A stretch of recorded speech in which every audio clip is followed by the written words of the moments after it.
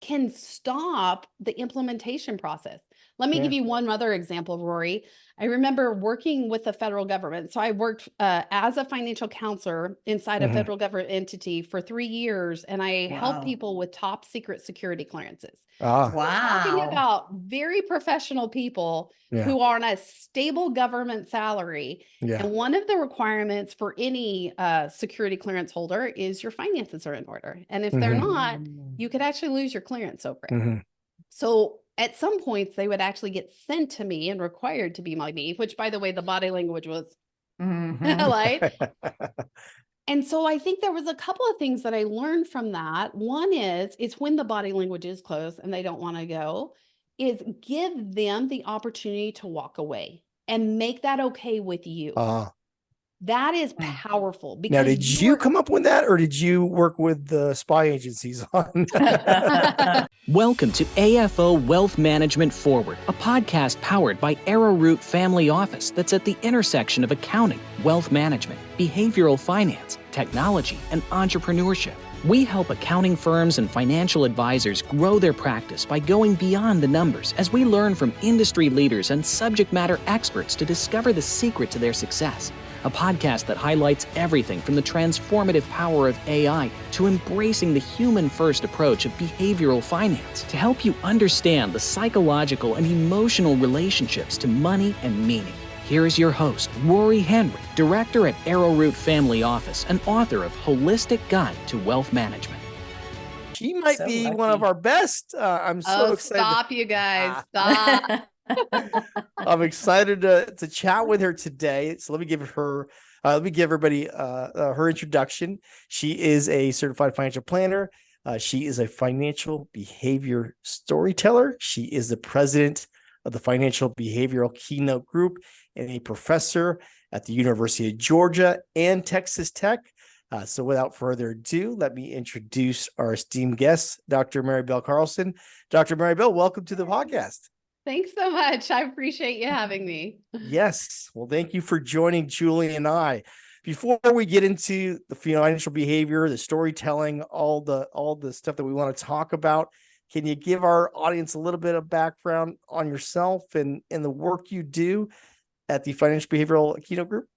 Sure, I'd be happy to. Yeah, we launched Financial Behavior Keynote Group a little over 2 years ago. It has gone from 4 to over 32 and growing. And I'm really excited to talk about some launching things. We've moved really quickly internally and looking to move that external growth this upcoming year. So we have a content community for thought leaders in this space of financial behavior. And we produce our product and give our speeches on various platforms. It can be live. So we do have a speaking section. We also have an education, which is on demand for both consumers as well as financial planners or financial service professionals. And then we have a consulting arm. So we have many different venues, but the thing that really glues us all together is this love of financial behavior and really that desire to be content creators in this space of financial behavior change. Yeah, you're speaking my language here, Mary Bell.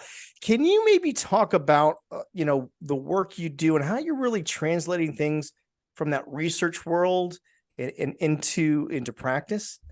Yeah, no, that's a great question. We actually came from the four that started this really came from an academic background. Yeah. And we knew that within academia, there's a lot that you gain, right? You learn a lot of research, you learn a lot of evidence-based practices.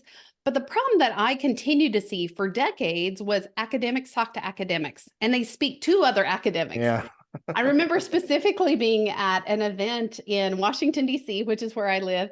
And I was right across the street from the state capitol. We were on the Senate side, and in a dark hotel room in the basement, there were 100 practitioners all talking about financial policy changes that need to take place. Problem was, there was only 100 academics sitting around the room, and I'm thinking, these are policy implications. We should be across the street in the Senate. So I actually left the meeting and went to the Senate and started No, you did not.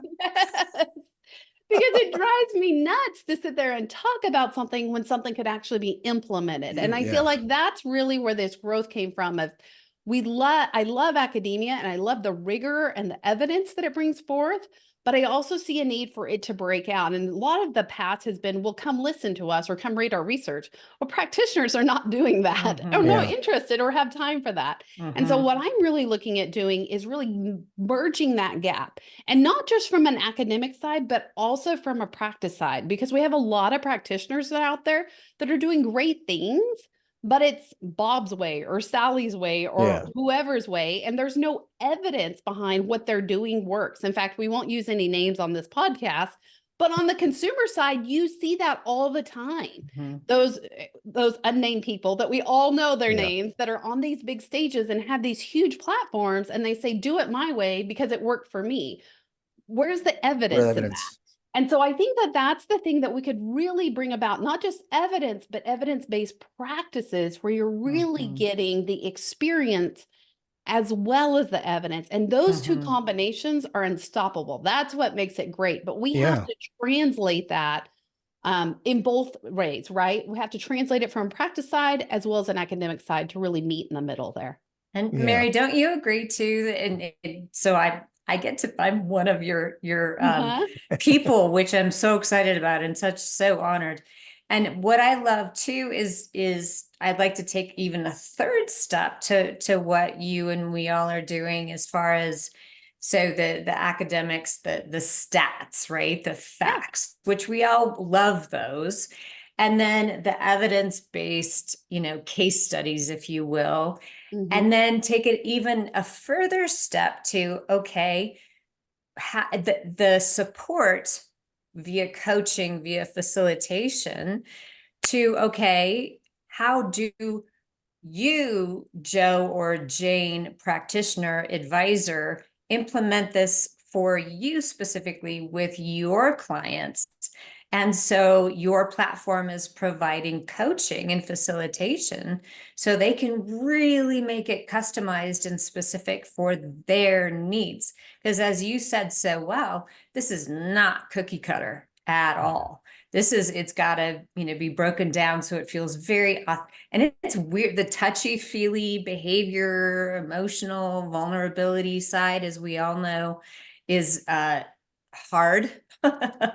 and some find it very challenging to implement it into their practice. So again, providing the support and the resources, which you do, for people to be able to bring it into their own everyday world and their own everyday conversations with clients and prospects, is just yet, I think, that third additional step that is just so priceless and wonderful.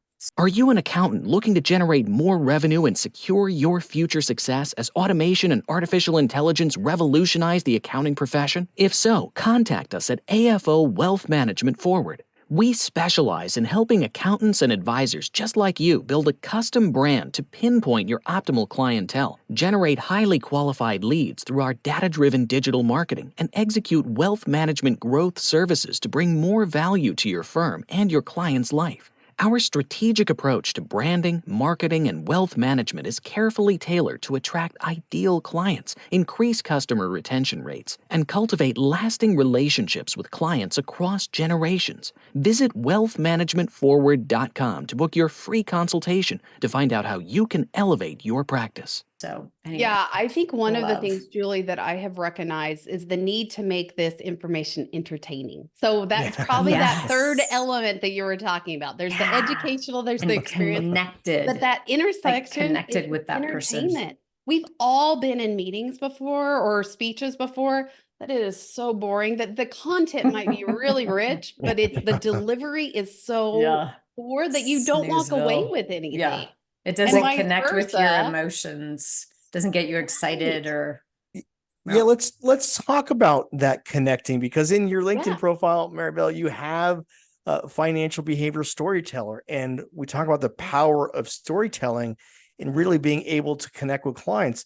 It's maybe why we see some of those TikTok influencers and those people on social media. They're actually really good storytellers. Yeah. Can you talk about how practitioners out there can really implement some of these practices by using the power of storytelling? Yeah, let me tell you, I think that we've heard a lot about storytelling from stages, a lot. I do want to say this can be a double-edged sword. And I want to talk about why so, because stories are very important. But when your story becomes more important than what your client is saying, that is not the appropriate storytelling that we're talking about. So I want to be really careful with utilizing storytelling in a client-facing situation, because then again, the focus is turned back to you. And that's not the point of storytelling. The point of storytelling is be able to relate. When you're up on a stage in front of thousands of people, there's not going to be a two-way right. conversation. There's no two-way truth right? there. Yeah. But they still need to relate to you. So I am sensing the audience. I am getting their visual and body language feedback that's coming to me all the time. And if I'm losing them, I know I need to say something that pulls them in. Yeah. In the psychology world, isn't that called congruence? And that's what you talk about being authentic, is having that congruence with that client. Mirroring. Where you're not telling your story necessarily, but letting that client reveal their story.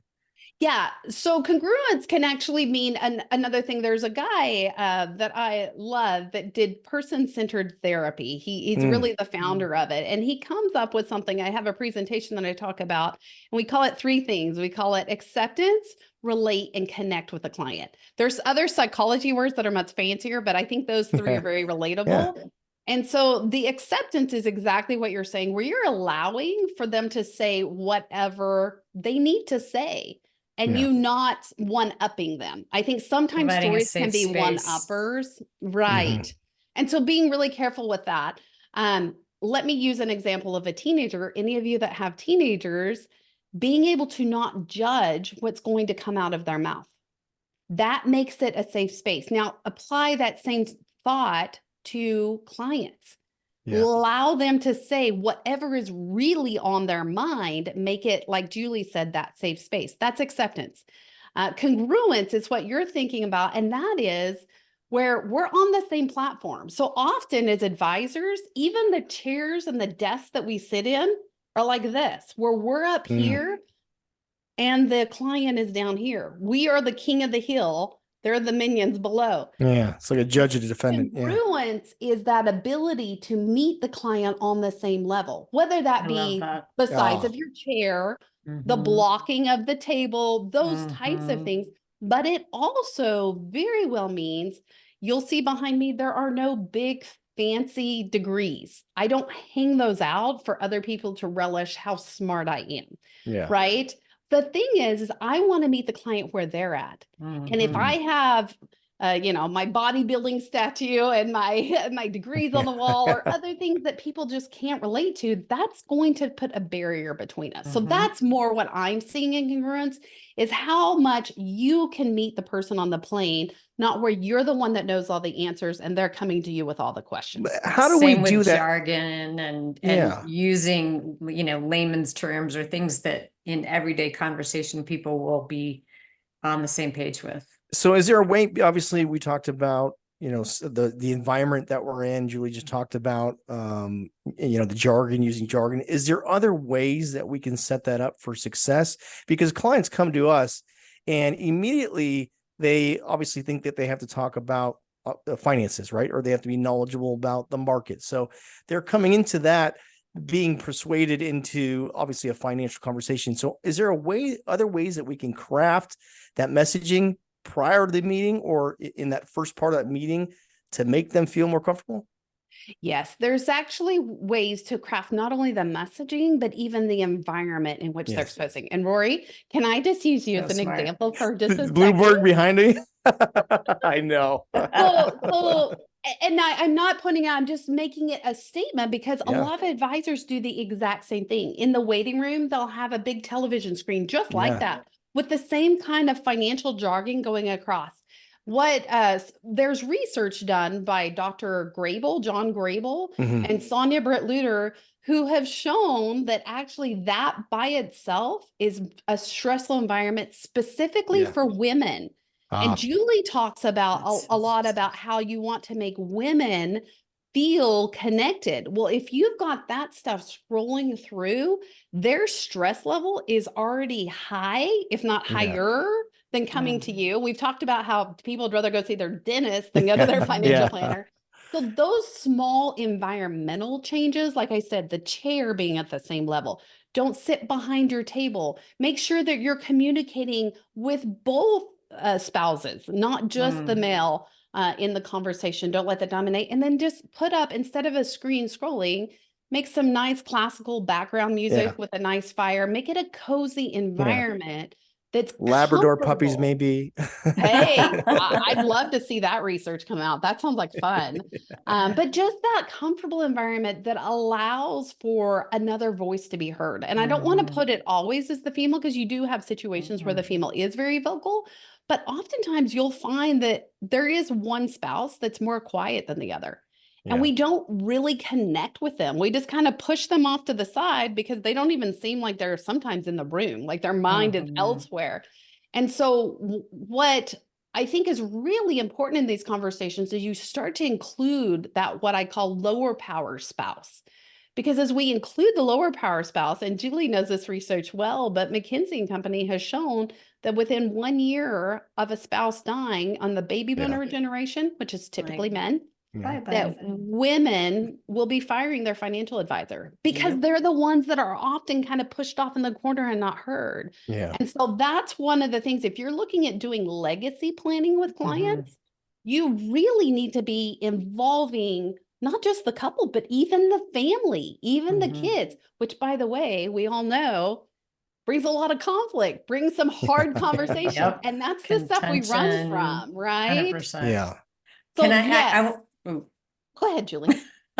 So, and another thing, Mary Bell, you're so spot on. I think too, so some of the advisors that I work with are people that I've worked with, and I'm guessing that you've experienced this as well. They're like, okay, I've tried so hard, both parties are in the room or both parties are on Zoom or on the phone or what have you, and I just can't get the lower power party to engage. So what a number of people have started doing is asking if they can have their own one-on-one conversation without the power spouse, the power party involved. And there might be some hesitation, but if when you have the opportunity to do that, you figure out, what does that person want to talk about? It may have nothing to do with money. It may have to do with kids. It may have to do with what, but find out what that is, right? Because then you develop that, like the connection, the trust, and everyone just sort of relaxes and there's no hidden agenda. And it really is just about building that connection, engagement, and trust. Would you agree with that? Absolutely. In fact, speaking of a story, I have an aunt that I remember, she goes into her meetings with the financial advisor and she's like, she told me, I hate them. I hate being there. I don't know what they're talking about. And her husband loves it. He gets all excited about the numbers and how the investments are doing and all the rest. And she's like, it is painful for me. And so immediately she said, as soon as my husband dies, I'm getting rid of them. And I don't know who I'm going to. I may just go spend it where I want it. But I think that was so powerful for me, because that was someone in my own family that was saying exactly what the research is telling us of, this is horrible. So my question back to financial advisors that are going around this and thinking, how do we engage? My question is just what you said. Where can you meet that person? What plane? For her, she needs to be heard. She has a very big personality and she has a lot to say and a lot to be heard, but don't you dare talk about the numbers, because that will shut her down. But have conversations about what she wants in the future. So for in that same McKinsey study, one of the things they talk about is what women want versus men. Men are a lot of times, not always, but a lot of times they want to know the numbers and how big their net worth is and all the bragging rights, right? Women don't care. What they want to know is can I afford that vacation home so I could bring the family together? Yes, it's relational. And so how can you have a conversation about family? How can you have a conversation of what does that look like to you in the next 10 years of how you connect with them? And again, I want to be careful of stereotypes and generalizations here, because that's not what I'm going for. But what I'm saying is in having these individual conversations, And you speaking less and listening more, asking good questions and listening. Rory, back to your question, that's how you change the verbiage. That's how you change the differential, is you really hear them and what they're saying versus you doing the talking. And then it goes even further, I think, beyond with, yes, with the spouse. And then it's a whole other layer with the family. And with the great wealth transfer, we've got to be addressing and including the family as much as we possibly can. One point to that, Julie, is what we don't see in the room is the history, right? Yes. Yeah. So there may be a reason that spouse is not talking about money. Yeah. Maybe they grew up with that assumption that you don't talk about money. It is not appropriate, right? There's so much that you can unravel. This is kind of layers of onions here, but asking those questions and getting some of that out allows them. It's just like in therapy. The more you talk about it, the more they become comfortable with it and they start opening up. Yeah. Rory, what were you going to ask? Yeah, let's talk, because I had this question here because I was doing some research before our interview, and I want to have you really talk about how we can bring up the questions about money history, about money stories and money scripts. I know in another interview, you even have asked people, what does money smell like to you? So you're using the power of the many senses, right? So you got to talk about some questions or ways that we can start encouraging people to talk about their money story. Absolutely. And I would be very amiss if I did not mention the king of money history. And I would say that is Mr. Brad Klontz, or the Klontz for sure. I got to get Brad on the podcast. I had another person besides Mary Bell. I need to get Dr. Brad on. Yeah, Brad is incredible about money stories and money history and money scripts. So I think that anything he puts out, he actually has a fantastic quiz that your clients could take that could give you some information.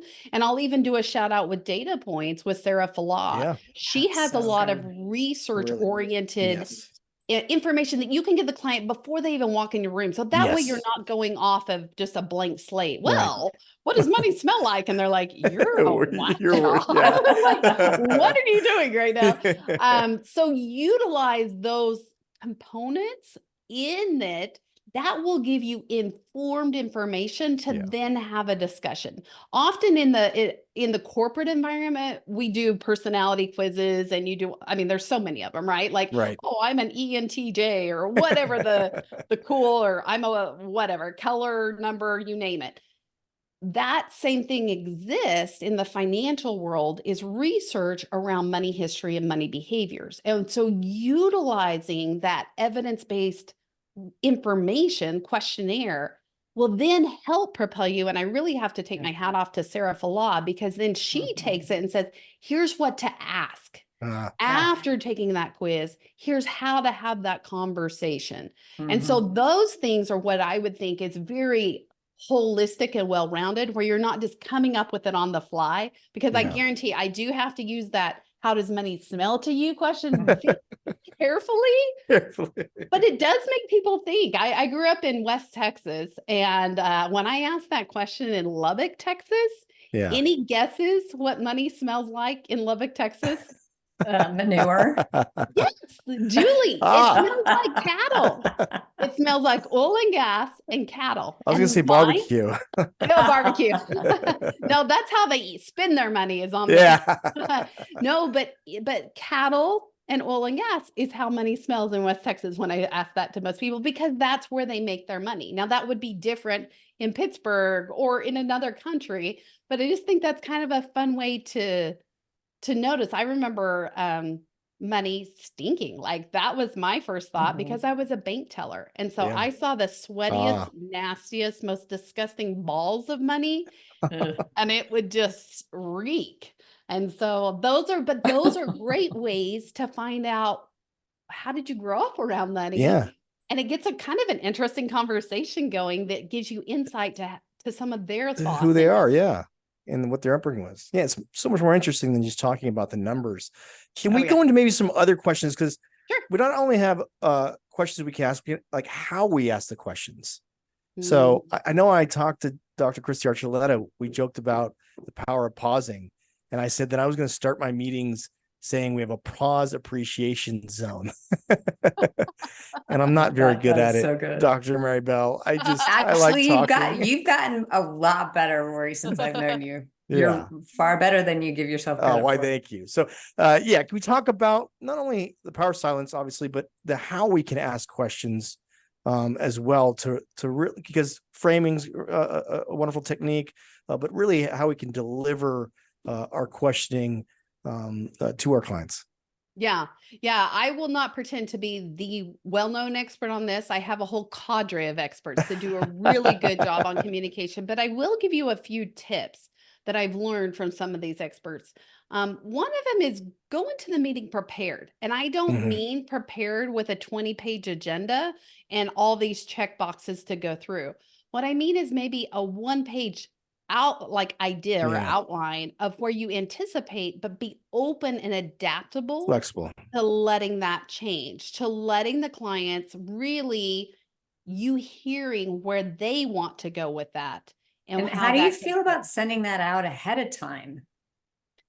I think that it's really up to the advisor and the client relationship. So for example, I can see an engineering client wanting some structure, right? You're right. They want to know the details, and you're going to have to get into more details with that type of a client. Versus if you have a psychology major, I don't know that they care. They would rather have a conversation with you and help knowing that. So I think it really depends on the type of client. And again, you're the financial advisor. You know your clients best. And so there is no one-stop shop for all your clients. No right or You wrong. meet them where they need to. Exactly. The other thing I would say too is as you're preparing, I do think it's good to have a outline. We won't call it an agenda, but more of an outline of what you want to go through. Maybe write out some questions that you have or you may have that you could ask in advance. So for example, I work with an advisor for several years now, and he gets very heavy technical analysis back to the clients. And one of the things that I bring in to offset that is, what does that future look like for them? We just had talked about a client who had some estate planning issues. And I said, so what does that look like if they were, in the next 10, 20 years? How do they want that to pass down? Now that is not a technical level question. That is very much a feeling question and what their intentions are.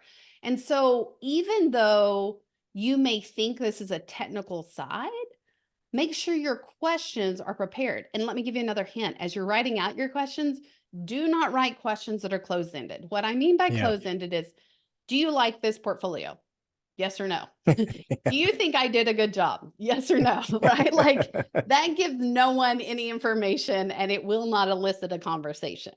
Now, going back and asking that same question is, talk to me about how you feel with your savings rate. Do you feel like this is enough, or would you like to do more? Would you like to do less? How is this working in your life? Right? That gives them a chance to answer in a longer sentence and longer verbiage of, well, this is actually really hard for me. I'm saving as much as I can, or I don't know, wherever that question takes you, but it allows for them to ask a deeper level question. And then one of my favorites is simply the words, tell me more. Tell me more. Yes. Tell me more about that experience. Yeah. And what else? I use tell me more and what else? Yeah. Help me understand that. Yeah. All right. Now, I was also watching another podcast that you're on. You talked about really implementation. Obviously, advisors out there, financial professionals struggle at many times to get people to implement their suggestions, their advice, or even get paperwork back to them. We deal with a lot of CPAs and accounting professionals who have difficulty in having people get them the necessary information for them to do their job. Can you talk about how we can help nudge people and get them to, make those behavior changes or to follow through on tasks? Nice behavioral finance word, by the way. I like the nudge. So actually utilizing behavioral concepts, I realized a couple of years ago, there is no book written for financial advisors specifically on how to implement behavioral finance aspects in their practice. Yeah. So I wrote last year a book called Anchors, Ostriches, and a Hot Pair of Scissors. Yes. And if that title doesn't entreat you, I don't know what will. But we take 10 behavioral biases and we apply them directly into a client-facing situation. And that can help you understand and uncover why a client may be stuck in the mud on something. Well, let's go to ostrich, right? Let's what's the That's ostrich a great story? example. And so with these implementation sides, I think it's one important. Oh, thank you, Julie. For those that are just listening, Julie put up the book. Just a little plug. Just a little plug. But I think some of those that it's really important to understand really where the client is, what they are wanting to implement, and what they need help with that implementation side. Because to us, you know, I've chuckled a few times because I work with a lot of PhDs in personal finance. And so, but when they say, hey, Mary, this is really an easy concept, I say, not for someone who doesn't have a PhD in this stuff. Like you're at this level. The rest of the world's here. And so when you're breaking it down, make sure you're breaking it down in a way that's understandable. Julie said earlier, even the jargon you're using can stop the implementation process. Let me give you one other example, Rory. I remember working with the federal government. So I worked as a financial counselor inside a federal government entity for 3 years, and I helped people with top secret security clearances. Wow. We're talking about very professional people who are on a stable government salary. And one of the requirements for any security clearance holder is your finances are in order. And if they're not, you could actually lose your clearance over it. So at some points, they would actually get sent to me and required to be my me, which, by the way, the body language was like.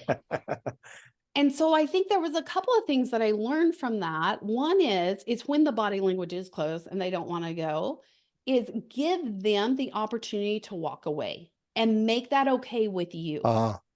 That is powerful. Because now, did you come up with that, or did you work with the spy agencies on that? But I think that is super powerful to put the power back in the client, right? Yeah.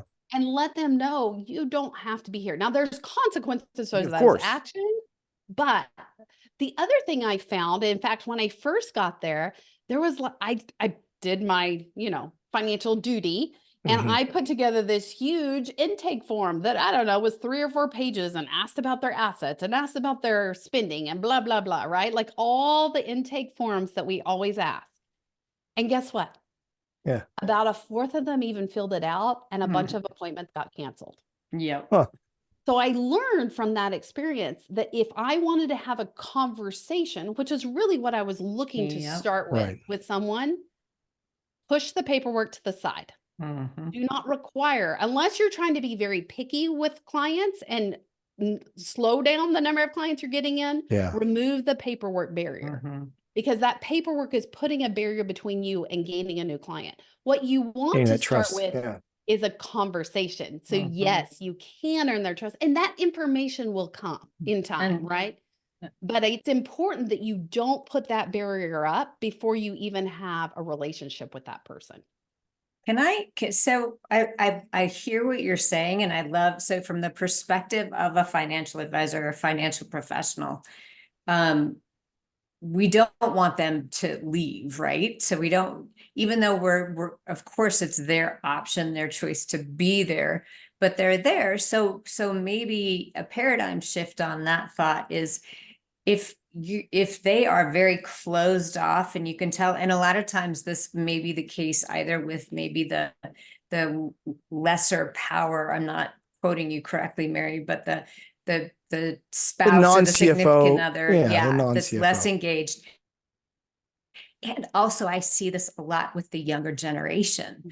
If they're there maybe kind of against their will, you don't talk about the numbers. You talk about, what do they want to talk about? Just like Mary was saying, and then you get them engaged, liking you, trusting you, realizing that you're authentically, sincerely caring about them.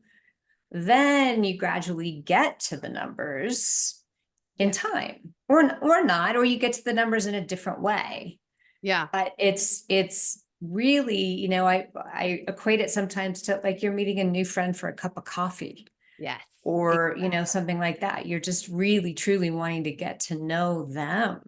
Yeah. And I think, you know, it's what is hard, I think, you know, putting myself in the shoes of financial professionals is we do have an agenda, right? We don't want to quote unquote waste time. For the first 15 years of my career, when I was an advisor, my senior people were always like, Julie, you're wasting too much time. But you know, who won referrals during 2008, 2009, right? Because they trusted us. Anyway, it's okay to take the time, and not just okay, but imperative to take the time to build the relationships. And that, I think, Mary, you would agree, and Rory, I know you agree, more and more as the people, the backgrounds, the demographics are changing of who the investors are. They care more, like you said, Mary, about, am I going to be safe? Am I going to have a place for me and my family? And the kids care way more about, can I go to this person and rely on this person for guidance and to make sure that I'm covered with whatever goals I'm looking to achieve. So anyway, I love, it's just a whole nother mindset and ways to really, you know, for people who are so hesitant to change how they do business, it is possible. Yeah. And Julie, necessary. my response back to the old employer that you had mentioned would be, do you want a transaction or do you want a relationship? Relationship. Because those are two very different ways to approach it. And if you don't want to waste time and get through, that's a transactional relationship. Yep. Yeah. If you want a true relationship that's going to bring clients for years to come, that's when you need to slow down. You know, they say this thing is you're a pilot. I am not a pilot, but if you've ever been on an airplane through turbulence, the pilot actually slows down the plane, not speeds up. Because during those times, and this can be really uncomfortable for financial advisors, especially when conflict is taking place in the room, or you even sense conflict. Maybe it happened right before they walked in the door. That can be really uncomfortable. But instead of quickly going through your agenda because you don't know how to handle it, avoiding, slow it down and ask questions.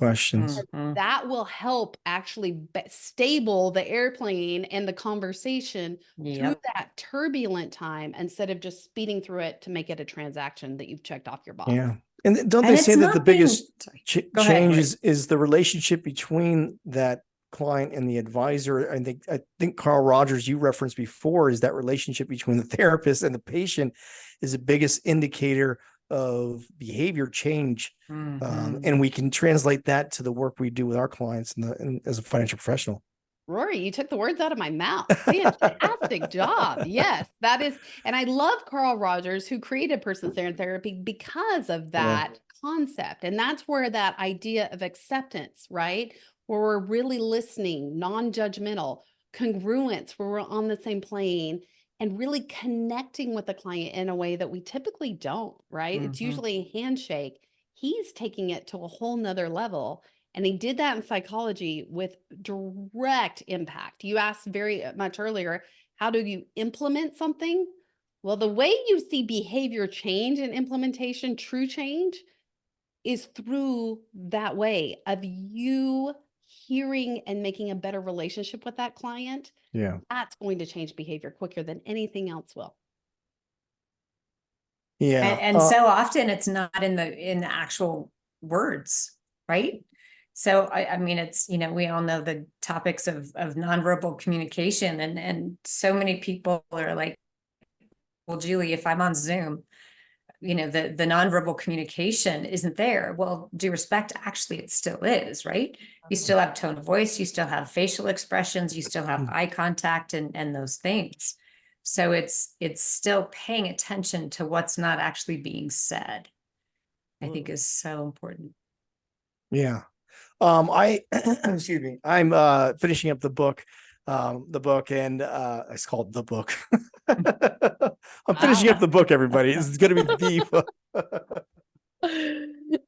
I'm impressed. It's like the right? Harvard, the Ohio State, the book. The book. I lost my train of thought. We can edit this out. This is the best Thank part. God for edit. Add this Yeah. to the bloopers This reel. is the Bloopers bloopers reels. reel. Oh, yeah. That's so good. I had a question somewhere in there. I was finishing the book. Yeah, no, I was finishing the book. Or was I? Oh my goodness gracious. Oh my goodness gracious. Keep going and you'll remember. No, I know I You'll had something. remember. I know it's gonna kill I'm you. writing a book. I had it. The behavioral finance chapter. There's several behavioral finance. Was it about Aaron? Because I know we were talking about Aaron earlier. No. Oh my gosh, I had the tip of my tongue. I had something. Active listening. I'm just going through the chapter in my head right now. Sorry. Oh, I'm so impressed. You're like a dictionary here. This is awesome. Yeah, right. Oh my God. Research. The amount of information that he can regurgitate. And I mean, dang, it's crazy. You do not wing it. I love this, Rory. Yeah.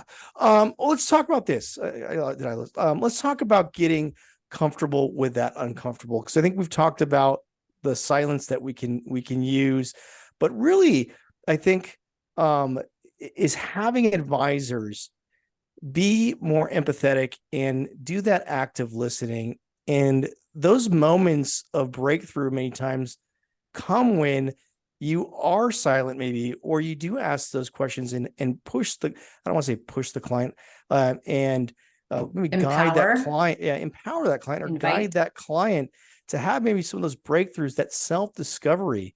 Can you talk about the mindset shift of, maybe because we deal with so many financial professionals that want to talk about their knowledge, Dr. Mary Bell, but it's really being more of that question person and becoming more curious that can really lead to breakthroughs with clients.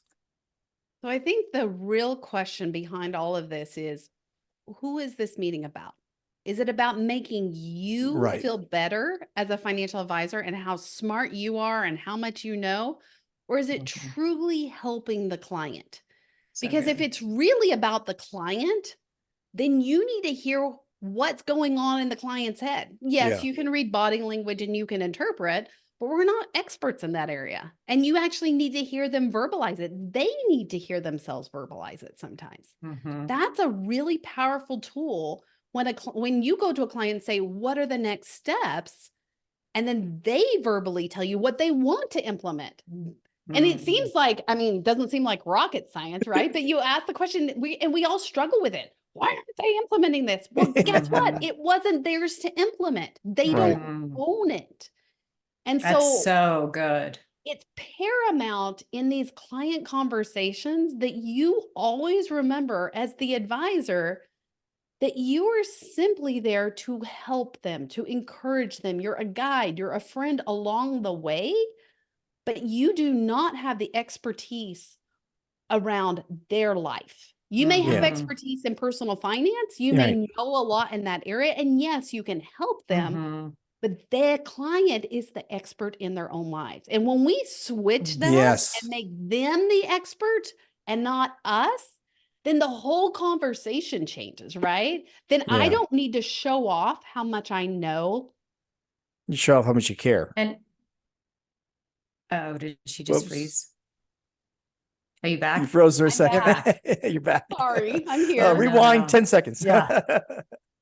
Mary, I love that so much, and not to go off track, but that transcends, you and I have had this conversation, right? That transcends to so many different aspects, not just the client or prospect within your team, right? It's just showing the mutual respect and the mutual communication that is so incredibly critical. And all of this, again, also transcends, in practice management, when you're having massive miscommunications within your team. Oftentimes there's the power struggle, right? There's the egos. Who is this meeting about? Well, it should be about me. Well, actually, this person needs you right now. You need them. And so meet at their level, have it be a win-win, have them, what I love that you said is have them own what they're choosing to do.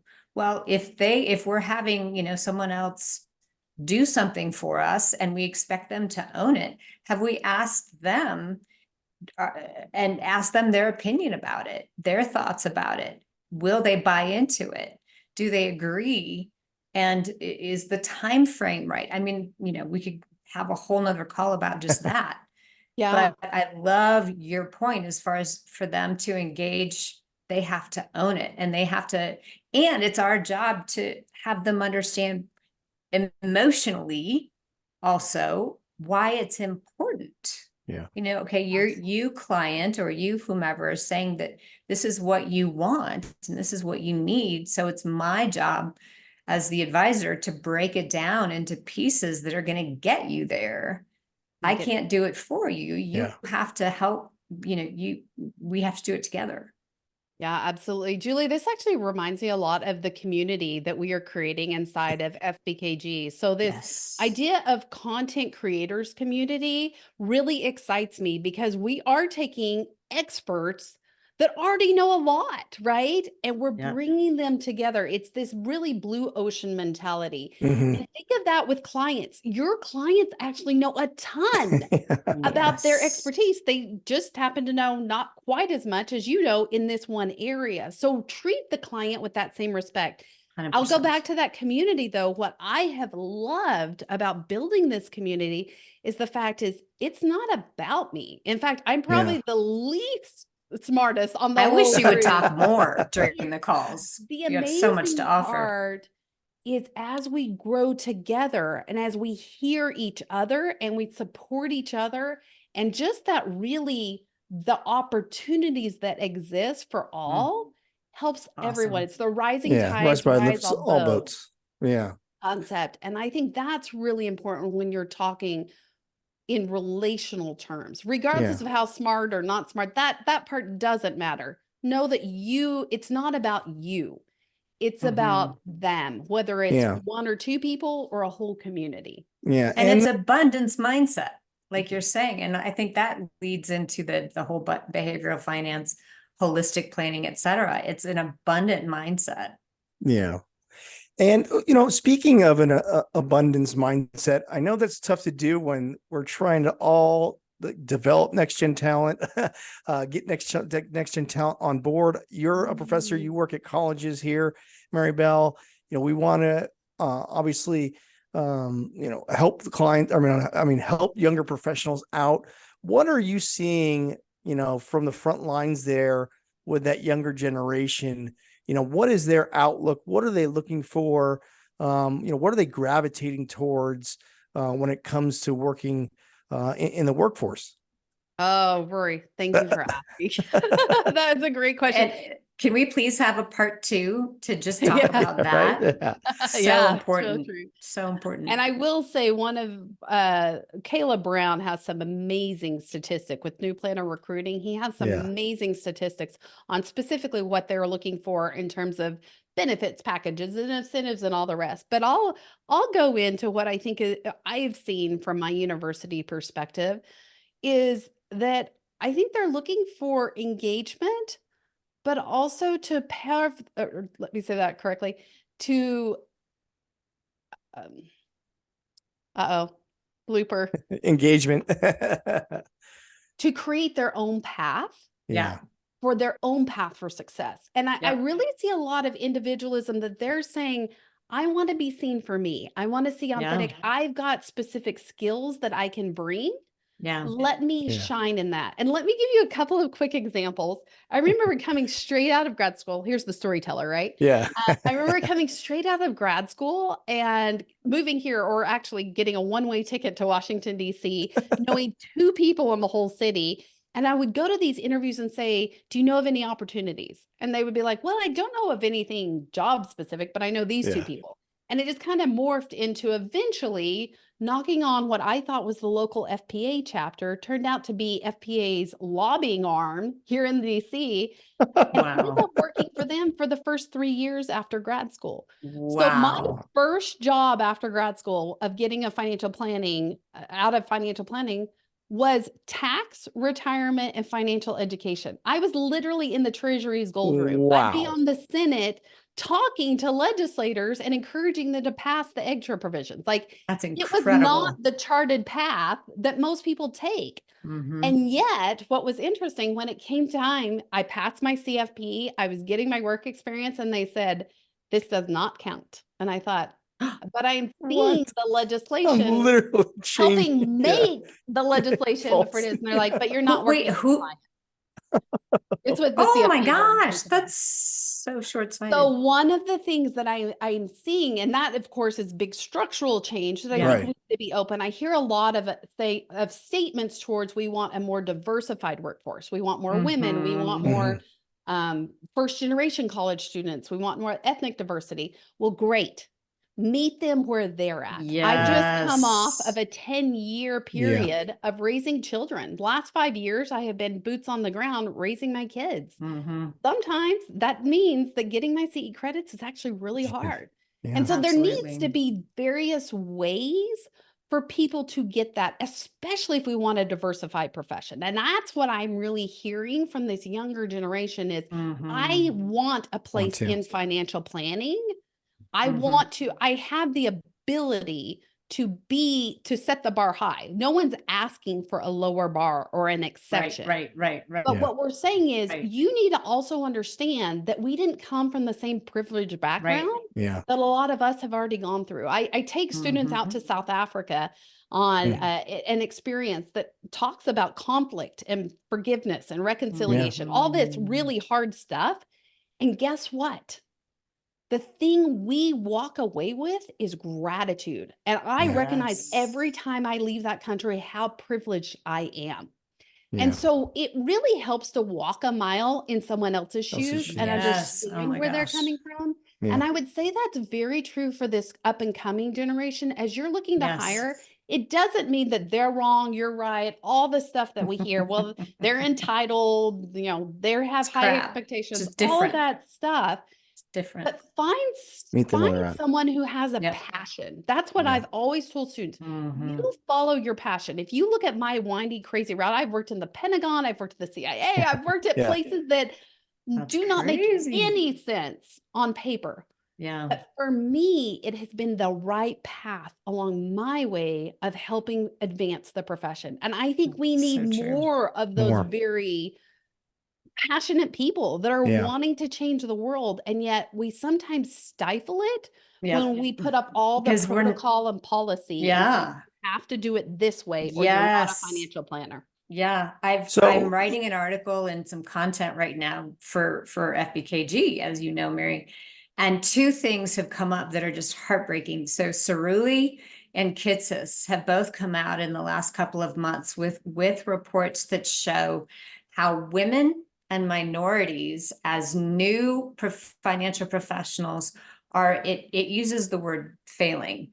And I turn it around and say, we're failing them, right? Because we are not meeting them where they need to be. We're not providing them with the training and support. It's eat what you kill. It's sales training. It's just not what they need.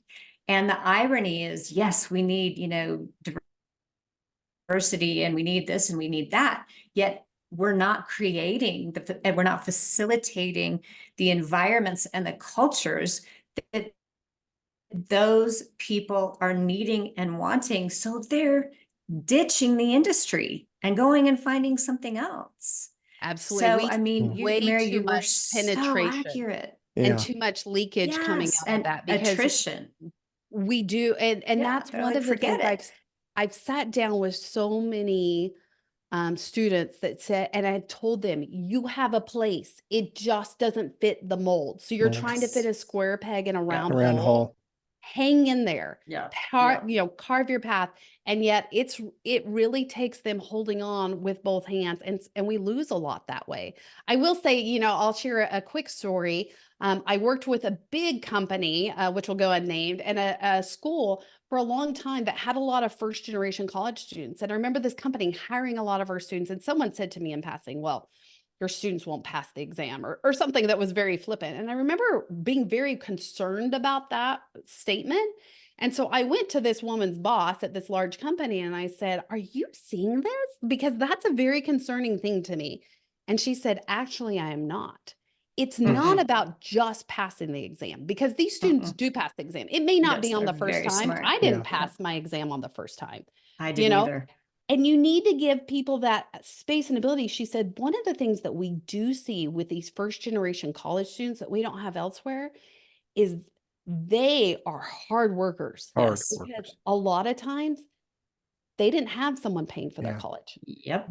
They have been scraping by to make it. They are actually making money to send back home to their parents to keep them going. So they have senses of responsibility. Sometimes there's a child involved that they're having to do child support for. So there's a lot of really complicated issues that if we're not careful, we can just kind of overlook and say, well, that shouldn't happen. And it's quite honestly, it's us judging the situation, saying, if you're going to be a planner, it should look like this. And how dare we? If we're really going to be diversified, we need to back up and understand and be open to someone taking 2 or 3 times to pass the test. There's no problem with that. They will get there, but we need to support them along that journey. Yeah. How else can we remove some of that friction here, Dr. Rebel? Good question. Yeah. Yeah. I'm glad you asked, Rory. I've long advocated. Get your lobbyist hat on. I've long advocated for the CFP board to offer a inactive status for the certification. And let me give you 2 examples. If you're a MD, medical doctor, or if you're a lawyer, or quite honestly, if you're an accountant, all the professions we always say, oh, we're just like that profession. Well, guess what? Every single one of them has. They have an inactive status. And that's because life demands different things at different times for different people. So if you're an accountant and you need to leave the workforce for a few years to raise your children, or to take care of disability, ailing parent, or go out on disability, or whatever the case may be, guess what? You can hang that hat. You do not lose your credentials or have to resit for the exam. And then when you need to reactivate it, you have to take a significant number of CEs to get back up to date, pay a fee, and move forward. But it allows you to do that. I have a daughter with a disability. We just discovered this 2 years ago. I've had 5 children in 5 years, 2 miscarriages, and now I've got a daughter with a disability. That is my real life. Okay. So what people are seeing is just kind of a front of, oh, look, Mary's doing this. But behind the scenes, it's everything I've got to keep it going forward. And I only share that because I know other women that are financial professionals that are doing everything to keep their children alive. And men too. Men too. And we have friends with cancer. We have, and I don't mean adult cancer, I mean childhood cancer. There is no parent in the world that wouldn't quit everything they could to make sure that child's taken care of.